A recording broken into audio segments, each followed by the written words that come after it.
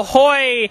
I can't even do it. I can't speak pirate, but I found two people who can, and that is the ice cream guys, Wayne Lallier and Jim Brooks here. How you guys doing? Doing great. Great night to be out here. Now you guys are officially known as the ice cream guys. Is that your? That's correct.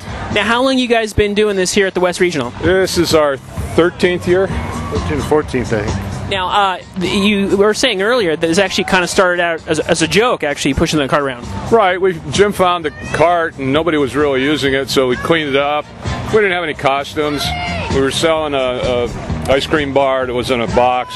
Once the box was empty, we put it on our heads, and everything has snowballed after that. Yeah. People might look at this and think, you guys are, you're making all your profits from here, and you guys have your house in Boca Raton and all these things, but you guys, like everybody else here, are actually volunteers, right? That's correct. The Little League here in the Western region, they buy the ice cream, they just tell us what we're going to sell, and all the profit goes to them. We're just out here to entertain the crowd and have a good time. That's great. Now, the pirate motif we have going on tonight, this is just one of the many fashion ensembles you guys have. That's correct. We have about, I think we brought 14 with us for 12 days. Yeah. Altogether, we probably have about 18 different costumes. Yeah. Now, you're an umpire yourself, and you've been here before. What do you think it is about Little League that kind of inspires people to come, that they don't even know the teams they're playing, but they somehow really engage with Little League? Well, the Little League, we've been involved together probably over 50 years combined, and it's a family.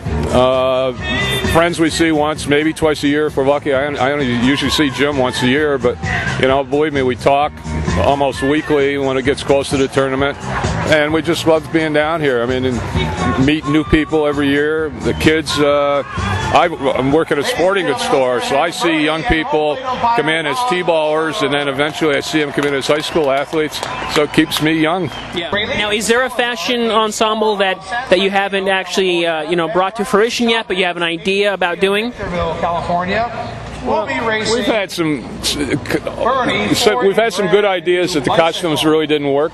They might be too hot, maybe too bulky. Our wives usually are a pretty good judge of what we can wear and fashion. Oh, across the board. We've had some that bombed. We dressed up as rabbits one time. Rabbits. That didn't go over too well. Was that because of the 95-degree heat? Yeah, and putting whiskers on. Yeah, we had our face painted, and it was probably not worth the effort. And another one was we had an alpine outfit, short pants, an alpine hat, and we had little accordions. Yeah. Kind of hard to tote those around. So. Yeah. Now, you guys have said in years past you've actually made the trip to Williamsport. And now, Williamsport is certainly like a Little League mecca. For somebody who hasn't been there yet, kind of give them a taste. What makes Williamsport and the Little League World Series so special? Well, I was fortunate enough in 1998 to attend the Yankee Padre game in the World Series that year.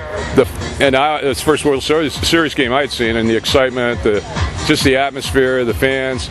The following year was our first year in Williamsport, and I felt the same emotions, just a smaller stadium, but still the electricity, the music, the fans, it was equal or better. Yeah. And you actually had a chance to umpire at the Little League World Series in 2001. Yeah, that was a great memory in my Little League umpiring career.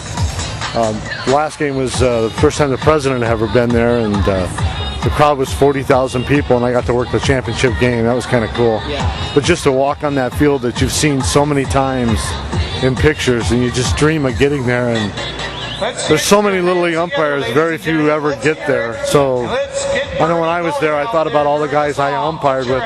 They just won't have the opportunity. But they were in my thoughts when I was there on the field.